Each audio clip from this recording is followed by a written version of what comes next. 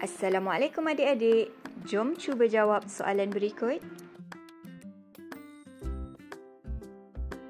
Surah pertama diturunkan kepada Nabi Muhammad SAW ialah apa? Alif, Al-Fatihah. Ba, Al-Baqarah. Jim, Al-Alaq. Dal, An-Nas.